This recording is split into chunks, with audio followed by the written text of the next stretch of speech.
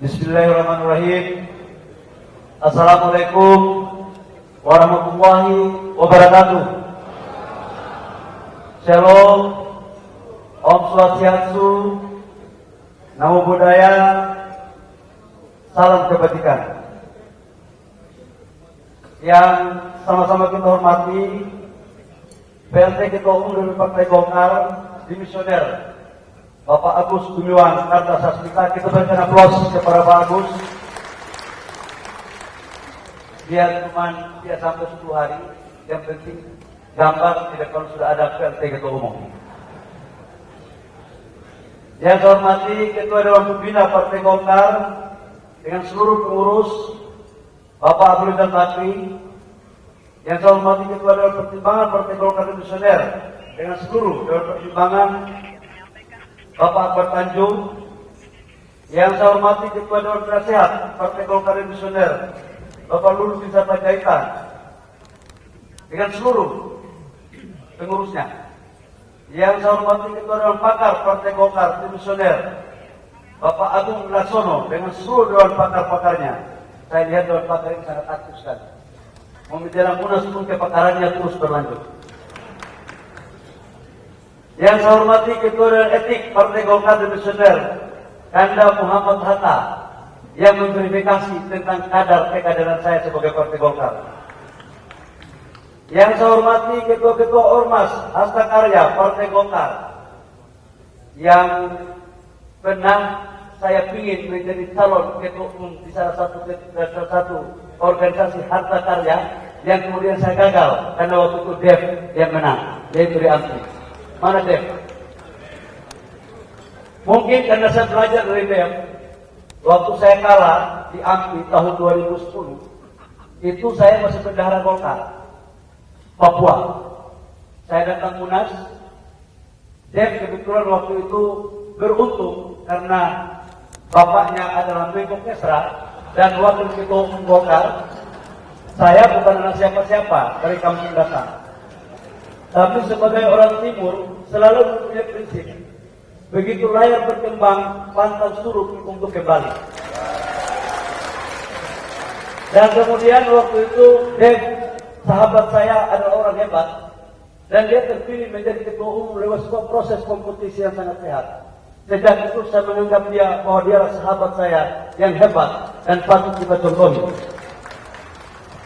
Pelajaran itu mengingatkan saya 14 tahun lalu. Sebagai kader Golkar yang mempunyai doktrin perjuangan, ternyata pelajaran itu saya tidak pernah terhapus dalam ingatan saya. Saya tahu betul, dan saya mulai menentukan keyakinan saya. Saya kalah di AMPI, tapi suatu saat saya akan kembali ke Selipi untuk memimpin Partai Golkar. Itulah sejarahnya kira-kira. Dan memang Golkar ini nggak bisa kita hindari bahwa memang ada proses kolaborasi yang efektif dengan pemerintah. Karena dulu kalau Dev tidak didukung oleh 7 gubernur, belum tentu Dev menang menjadi ketua AMPI. Jadi jangan salahkan saya kalau kemudian sekarang saya mencoba untuk mengambil hati pemerintah, kira-kira begitu.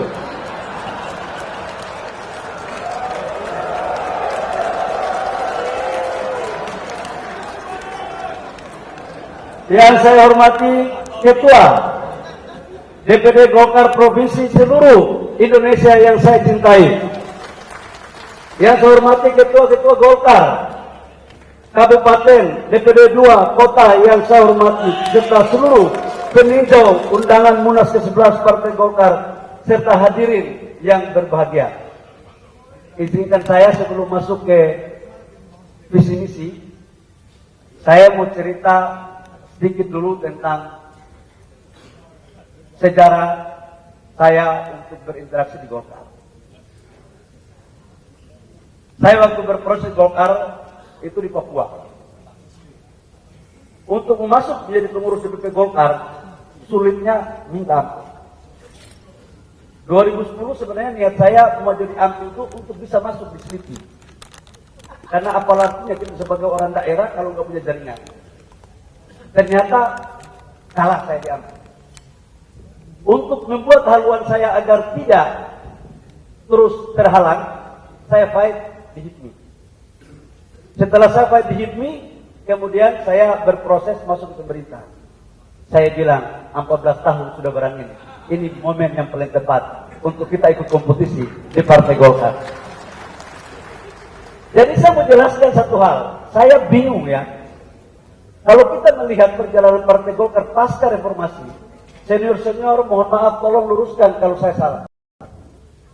2004 Partai Golkar menjadi partai pemenang pasca reformasi.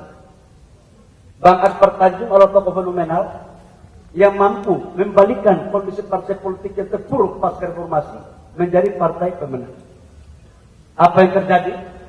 Pada saat Munas di Bali, fight dengan Yusuf Kala yang juga senior saya. Pertarungan terjadi, Pak JK menang. Pak JK menang pun karena memang ada kedekatan dengan pemerintah. Beliau adalah wakil presiden. SBY adalah presidennya. Begitu terjadi selesai, muncul Pak Abu Rizal Bakri. Fight dengan Pak Surya Paloh. Pak Surya Paloh pasti waktu itu mendapat dukungan Pak JK. Tapi Pak JK udah selesai jadi wapres. Pak Ical didukung oleh Pak SBY. Dan kemudian Pak Ical juga menang. Setelah Pak Ical selesai, muncul Pak Setia Novanto lewat Munaslup. Pak, waktu itu posisi Pak Novanto sebagai ketua DPR, dekat sama Pak Jokowi. Alhamdulillah juga menang. Begitu selesai, kemudian zamannya Pak Erlangga. Pak Erlangga juga menang karena memang waktu itu dekat sama Presiden sebagai Menteri Perindustrian. Nah kemudian saya muncul untuk menjadi salah satu kompetitor. Mazhab saya sebenarnya mazhab kompetisi. Karena memang sejak saya lahir, kalau tidak berjuang untuk mendapatkan sesuatu rezeki, nggak bisa makan saya. Karena pernah busuk lapar waktu saya kuliah. Jadi memang mazhab saya mazhab kompetisi. Nah ketiga, proses Munas Golkar kali ini, saya dianggap pun mendapat dukungan dari pemerintah. Dan dianggap itu salah. Pertanyaan berikut adalah, kenapa calon-calon terdahulu tidak dinyatakan salah, kok saya dinyatakan salah? Apa yang membuat seperti itu?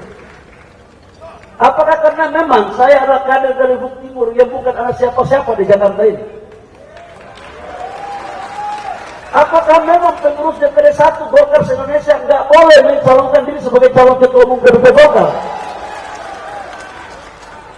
Saya pikir lewat sebuah pemikiran-pemikiran besar Golkar dilahirkan sebagai instrumen politik pemerintah dalam pembangunan bangsa. Maka saya pikir Golkar harus kembali kepada tipe perjuangannya sebagai doktrin karya kekaryaan dan suara rakyat adalah suara Golkar. Dalam perspektif itulah kemudian izinkan saya untuk menyampaikan beberapa gagasan besar terkait dengan Golkar ke depan. Ngeri kali, baru calon ketua umum Pak Yahya ini sudah kasih banyak sekali kita tahu. Ampun saya Pak Yahya. Bapak Ibu semua, saya berkeyakinan untuk Partai Golkar ke depan, untuk bisa melakukan transformasi, harus tetap berpijak pada cita-cita dalam perjuangan. Memperkokoh semangat karya kekaryaan, tidak pernah berhenti untuk senantiasa melaksanakan pembaharuan dan pembangunan. Untuk itu, dalam kepemimpinan Partai Golkar 5 tahun ke depan akan dipandu oleh visi sebagai berikut. Transformasi Partai Golkar menjadi partai modern yang solid dan mengakar untuk menuju kemenangan. Dalam konteks itulah kemudian saya dibagi menjadi dua. Untuk kita bisa menang, ada internal dan ada eksternal. Saya dulu waktu menjadi kader Golkar masih mengikuti apa yang disebut dengan karakter des. Saya tidak tahu sekarang masih ada atau tidak karakter des. Nah, di dalam karakter des itu kita diajari tentang tata kelola organisasi dan konsolidasi organisasi. Ada mekanisme-mekanisme pengambilan keputusan. Dan karena itu, teman-teman semua, dalam konsolidasi organisasi ke depan, tidak hanya kita lakukan di lewat DPP, tapi juga konsolidasi pada tingkat kecamatan, desa, kabupaten, dan provinsi. Kembalikan musda-musda itu dilakukan di daerah. Jangan lagi dilakukan musda-musda itu sendiri. Itu menurut saya pelajaran yang harus kita luruskan bersama-sama. Konsolidasi daerah itu harus terjadi karena itu kekuatan besar pada partai ini. Partai ini harus menjadi platform perjuangan dan menjadi pelopor pembuat ide. Dan itu sudah terjadi sejak lama. Saya berjanji kepada Bapak Ibu semua, insya Allah kalau saya terpilih, maka saya akan datang di seluruh kabupaten kota dan provinsi di seluruh Indonesia. Karena yang tahu susahnya daerah itu hanya orang atau kader yang pernah berproses dari daerah. Setuju? Mekanisme pengambilan keputusan partai tidak boleh dibuat hanya oleh sekelompok orang. Karena PO, anggaran dasar, Juknat, Duklat, Juknis, semua sudah ada. Tinggal jangan sampai orang Papua bilang tulis lain, baca lain, bikin lain. Saya jujur tidak seperti itu. Ke depan Golkar harus jadikan sebagai bagian daripada instrumen dinamika berpolitik. Karena Golkar ini, tokoh-tokoh Golkar itu luar biasa kecerdasan politiknya. Jangankan kader Golkar, Obes Boy aja di Sleepy pasti punya kemampuan politik lebih tinggi daripada partai-partai baru yang muncul. Ini tukang olah juga. Jadi udahlah, kita Golkar ini masing-masing tahu lah, udah. Nanti kalau kita ada hebat partai kita keluar 10 langkah, jangan dengar dia. Udah ini. Jadi udah kita transparan aja, kita santai aja, itu. Nggak usah dibuat pusing-pusing. Jadi aturan sudah ada, ini yang kita pakai. Database, pengkaderan, ini harus jalan, harus penyesuaian dengan perkembangan zaman. Sudah ada sosmed, sudah ada IT. Ini yang kita harus adapti. Bapak Ibu semua, tantangan kita ke depan dalam konteks konsolidasi internal, pada 2029, jumlah pemilih itu dari 17 tahun sampai 50 tahun, itu 72%. Market kita itu di situ.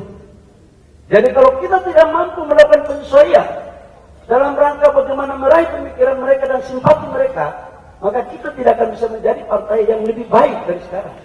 Karena penentukan pemilih itu adalah mereka sendiri. Dalam perspektif itu, saya ingin membagi menjadi 3 bagian besar nanti ke depan. Yang pertama adalah struktur dan membenahi organisasi dan kepartaian. Yang kedua adalah struktur yang membenahi pemenangan pemilu. Karena ujungnya adalah kita harus mendapatkan bagian daripada efek elektoral. Nah mungkin kita bikin pokja-pogjanya banyak. Saya juga izin dalam forum ini, saya menyampaikan pengurusnya tidak usah terlalu banyak-banyak. Di bawah 100. Karena semakin banyak pengurus, bukan kita pikirkan program, kita pikir pengurus. Belum lagi kalau pengurus main barang itu kan.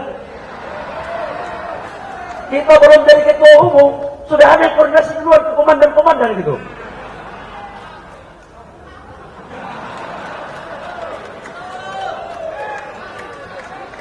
Golkar. Tapi kalau tidak seperti itu bukan Golkar namanya. Jadi kita buat pemenangan pemilu yang betul-betul terukur. Ada di bidang milenial, ada di bidang pertanian, ada di bidang entrepreneur dan macam-macam. Ini yang kita detailkan. Satu lagi yang kita akan membuat adalah bagian ketiga, yaitu ada yang mempublikasikan. Ini yang paling penting. Jadi kalau boleh, fraksi kita di DPR ke depan itu menjadi perpanjangan tangan partai betul. Jadi harus main barang ini. Bila perlu 1 hari 3 tema, 4 tema main barang ini. Gitu loh. Kalau tidak main, bargaining posisi kita nggak jalan. Jadi kalau tidak ada masalah, ya buat dikit-dikit lah kira-kira. Dan kalau banyak nanti pengendaliannya susah tuh. Bapak Ibu Bapak-Ibu semua yang saya hormati, untuk itu misi saya ke depan adalah selain dari apa yang saya sampaikan tadi, adalah kita pingin untuk tidak boleh lagi Golkar ke depan adalah faksi A, faksi B, faksi C.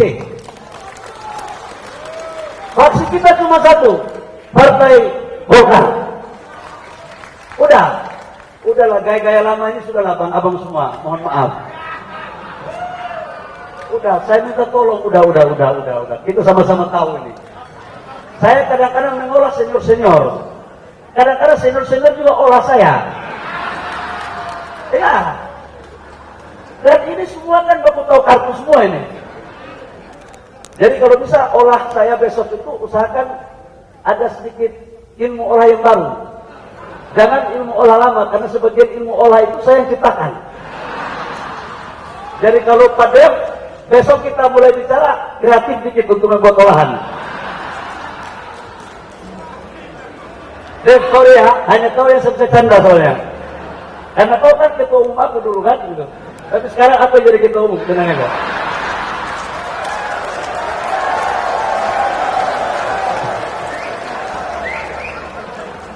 Maman mana Maman? Tenang Man, kita bersahabat semua. Database itu penting. Yang kedua, database yang tadi sampaikan, ini harus betul-betul kita lakukan sebagai organisasi modern. Kita nggak bisa lagi omong-omong. Kita ini kan jago spekulasi semua. Begitu tanya data, buat angka lamaran semua. Jadi semua mimpi semua. Dan untuk mengolah data, Golkar nggak perlu diajari. Barang tidak ada pun dibuat ada.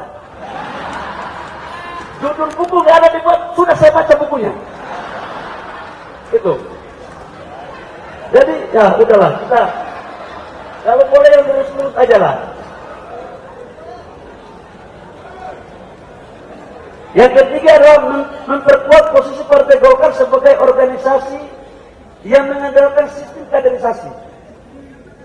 Ada hasta karya, ada organisasi sayap, ada organisasi-organisasi lain di luar dari kepengurusan. Ini yang kita harus rebut.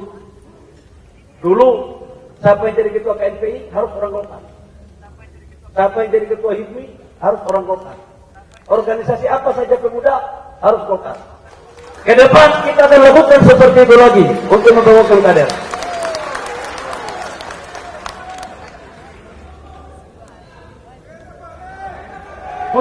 Mustafa ya, tenang, jabatan aman, tenang. Nah, biasa kalau begini, suara tambah kencang itu biasanya ada maunya kok.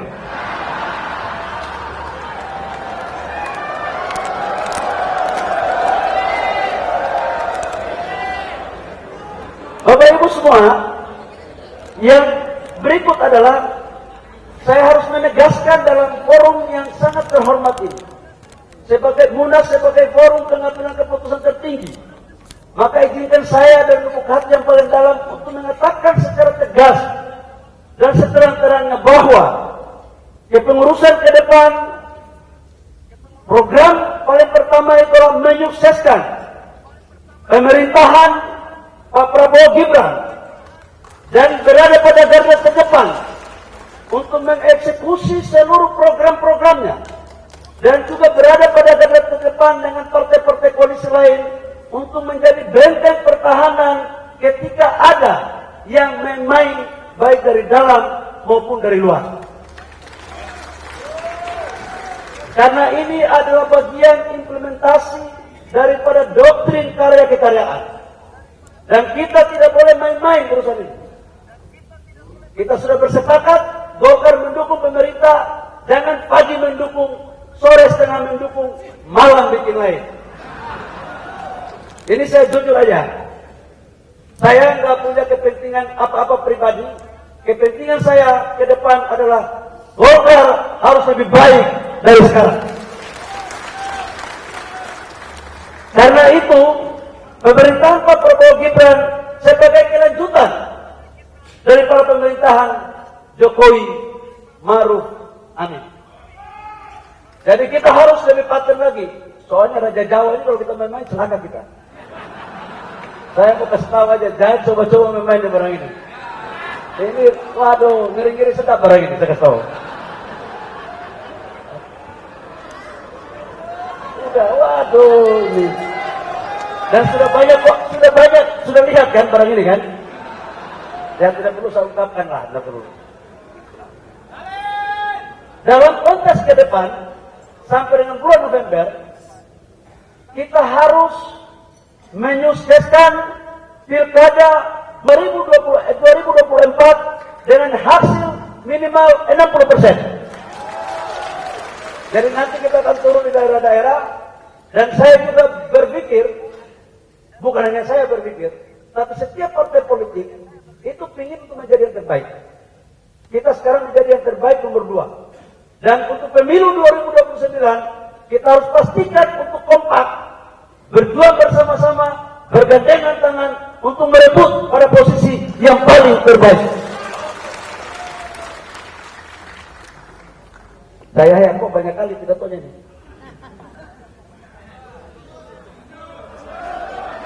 Cukup ya? Bos, dikasih berapa menit ini? Ini Pak Melkilah Kalena ini sahabat saya. Jadi Pak Adi, soalnya kalau ketua umum yang menjadi ketua umum, jadi pasti takut juga untuk di stop kira-kira. Gak berani stop kita. Bapak Ibu semua yang saya hormati, terakhir saya mengatakan, nanti yang tenis-tenis, yang bahasa indah-indahnya nanti kita rapat saja. Saya mau sampaikan satu hal aja. Kita ini harus kompak. Kalau nggak kompak, itu bibit dari luar gampang masuk.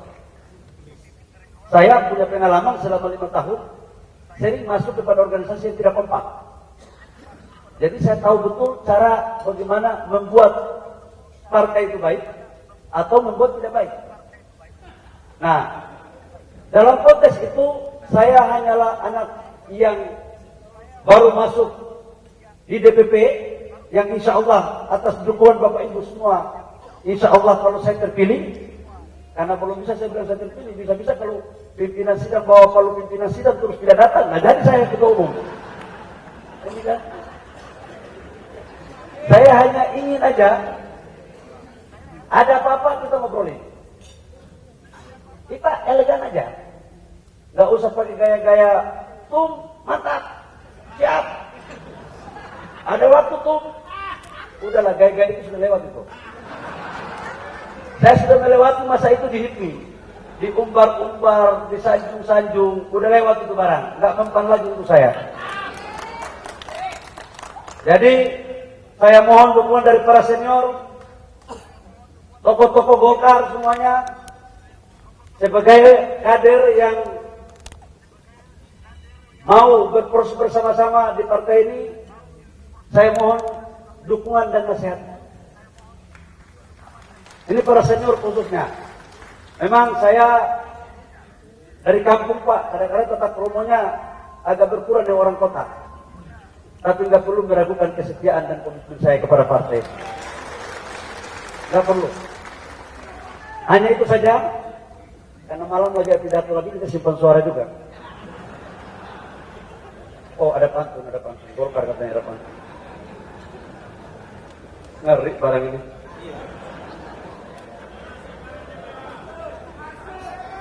Dari Papua mana? Dari Papua. Saya mau sampaikan kepada pengurus DPD 2 dan DPD 1 di seluruh Indonesia. Hari ini saya berada di panggung ini lewat sebuah proses perjuangan. Kalau hari ini insya Allah bisa kita tuntaskan, suatu saat seluruh kader-kader DPD 2 dan DPD 1 dari Aceh sampai Papua berhak untuk berdiri, untuk memimpin partai ini ke depan. Sebagai penutup, izinkan saya menyampaikan pantun. Pergi ke toko membeli nasi, dijual pedagang dari Minang. Saya datang membawa misi untuk membawa Golkar menang di 2024 Pilkada dan menang di 2029 dalam Pileg dan Pilpres. Burung cendrawasih, burung Papua, ekornya kuning dan indah. Cukup sekian dan terima kasih. Golkar maju terus berjaya. Terima kasih, berikutnya mohon maaf. Wabillahi taufiq wal hidayah. Wassalamualaikum warahmatullahi wabarakatuh. Shalom. Om Santi Santi Om. Namo Buddhaya. Salam kebajikan.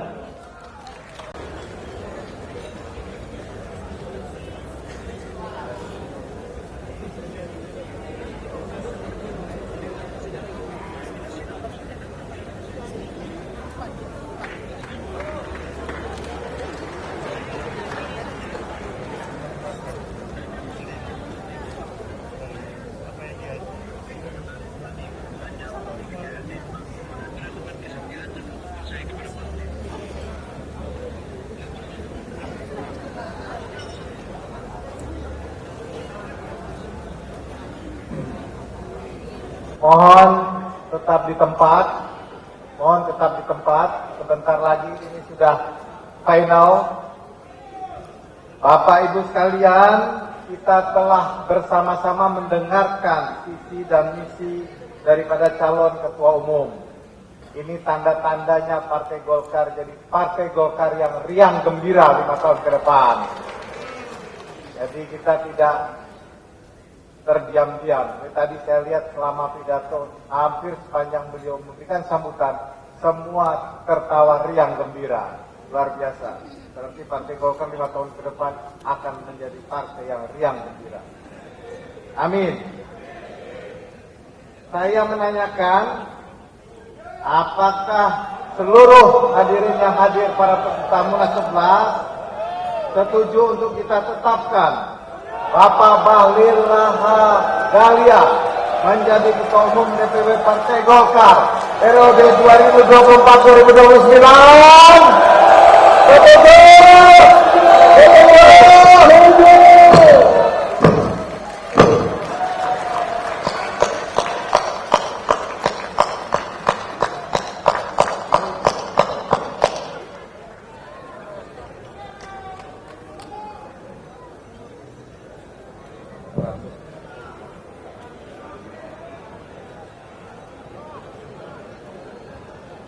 Silakan Pak Sekretaris Pimpinan Munas untuk membacakan rantus.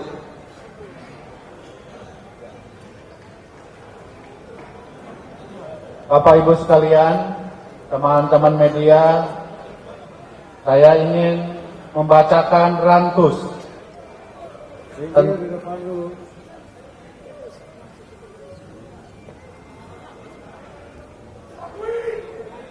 Mohon teman-teman media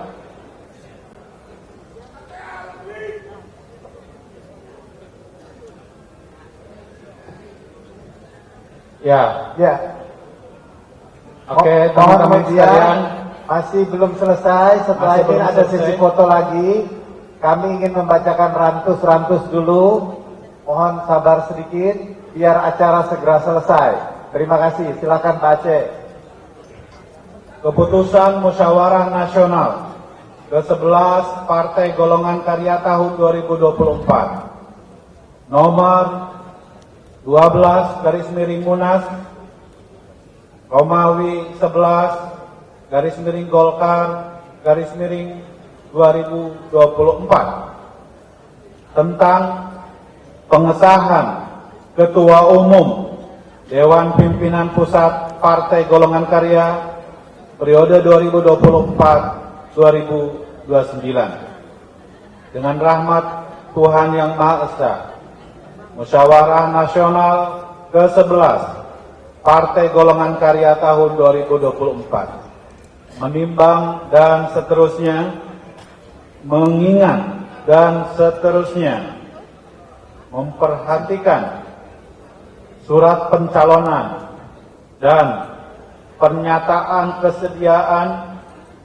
serta penyampaian visi misi Saudara Bahlil Lahadalia sebagai Ketua Umum DPP Partai Golkar periode 2024-2029 dari 38 DPD Partai Golongan Karya Provinsi dan DPD Partai Golongan Karya Kabupaten Kota se-Indonesia, serta dukungan yang diberikan oleh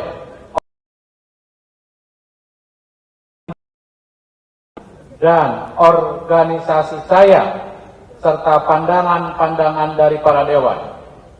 Yang kedua, pemandangan umum yang dikemukakan seluruh peserta Munas dalam rapat paripurna 3 Musyawarah Nasional ke-11 Partai Golongan Karya tahun 2024 tanggal 20 Agustus 2024. Yang ketiga, saran dan pendapat yang dikemukakan dalam rapat paripurna ke-6 Musyawarah Nasional ke-11 Partai Golongan Karya tahun 2024 tanggal 21 Agustus 2024. Memutuskan dan menetapkan keputusan Musyawarah Nasional ke-11 Partai Golongan Karya tahun 2024 tentang pengesahan Ketua Umum sekaligus formatur tunggal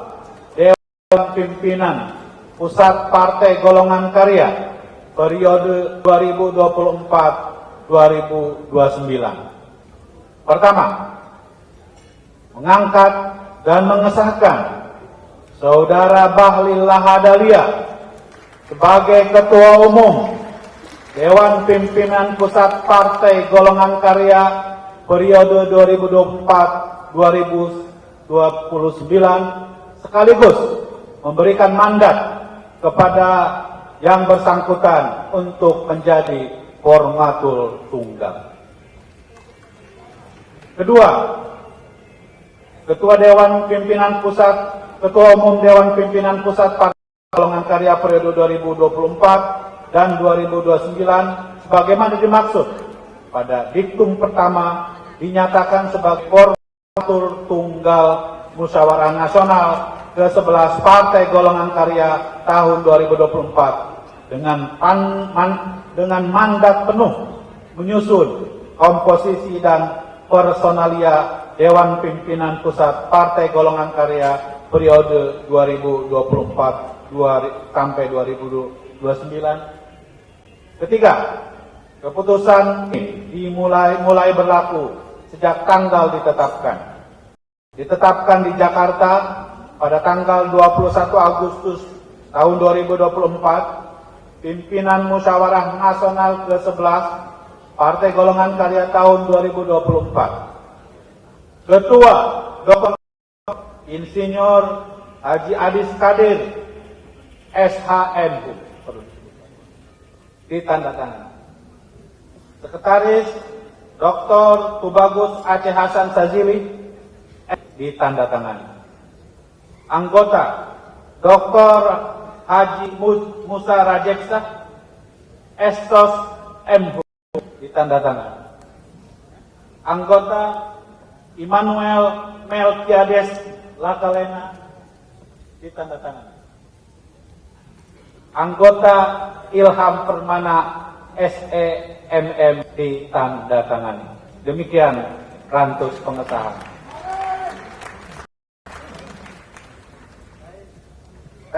Baik, terima kasih Pak Aceh Hasan, Pak Kiai. Apakah hasil Munas 11 DPP Partai Golkar dapat disetujui?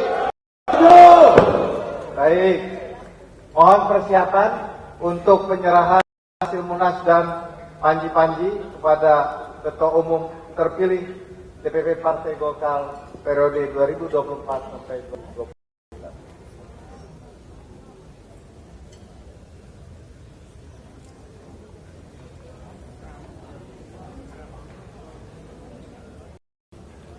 Panji-panji Partai Golongan Karya memasuki ruangan. Hadirin dimohon berdiri.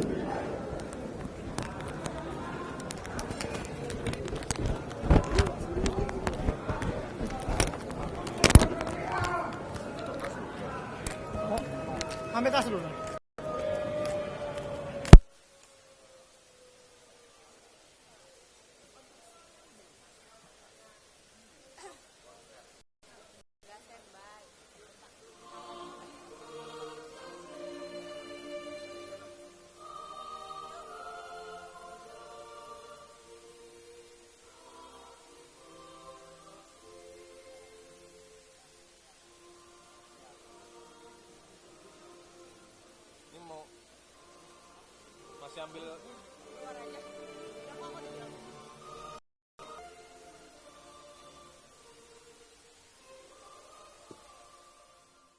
Menjunjung tinggi prinsip jurnalisme dalam setiap tayangan terbaiknya. Menghadirkan berita bernilai sebagai referensi. Gelar bicara yang tajam. Tidak, ini kan kebohongan dok. Mengupas fakta demi fakta dan mendorong pencarian solusi. Serta investigasi yang mengungkap kebenaran. Rosi, Satu Meja, The Forum, Sapa Indonesia Malam.